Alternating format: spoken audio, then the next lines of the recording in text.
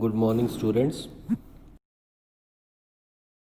The knee and column type milling machine and its basic parts. The diagram is in front of you. Starting from the bottom, it has base, this one. Then on the right side column, on the top side it is, here is arm, then knee, saddle, table, workpiece, arbor and cutter, and here is yoke and elevating screw, knee elevating screw. So first we will start with the base. As you can see, base is a heavy casting which supports all the other parts mounted over it. All the upper parts are supported by the base and the base rests on the floor. Here is the base. Now second part is column.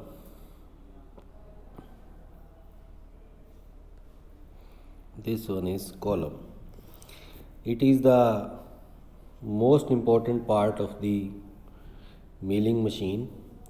It consists of electric motor which drives the mechanism.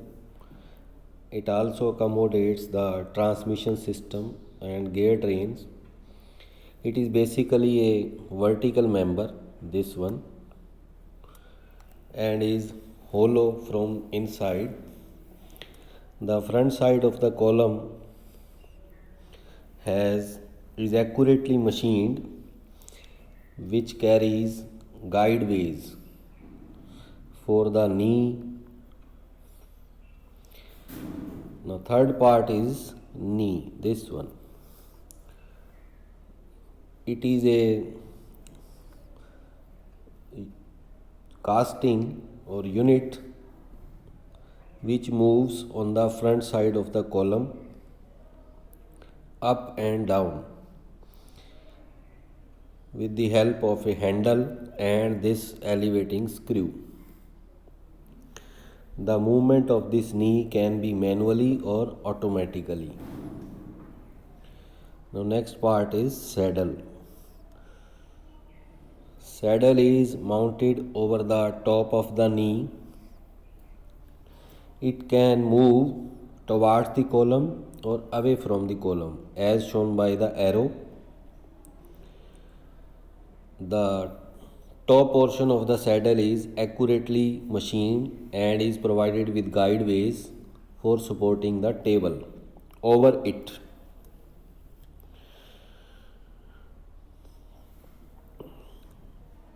The movement of the saddle is with the help of a hand wheel. The next part is table. Table is mounted over the top of the saddle and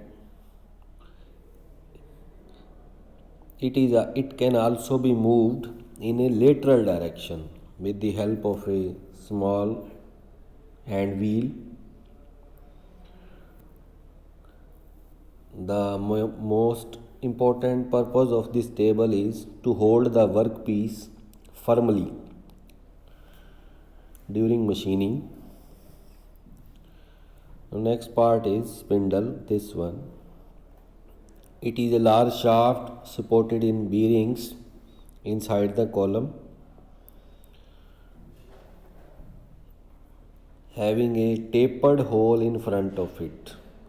The tapered hole is used for holding arbors and cutting tools. The cutting tool, which is known as milling cutter, is mounted over this spindle. The next part is overarm, this top portion. The casting at the top of the column above the spindle is called an overarm. It is used for supporting arbor and can be moved forward and backward. It also supports the other end of the spindle with the help of this yoke. The next part is arbor. The arbor is an accurately machined shaft for holding and driving the milling cutter.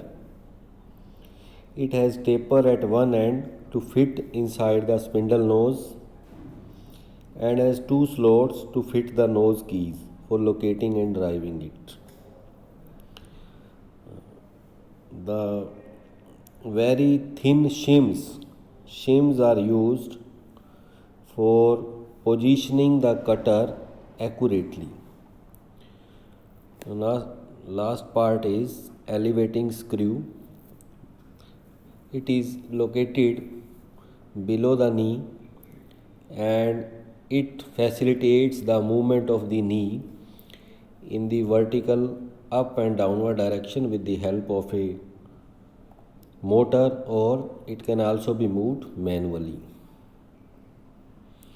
So here is the main parts we have already discussed.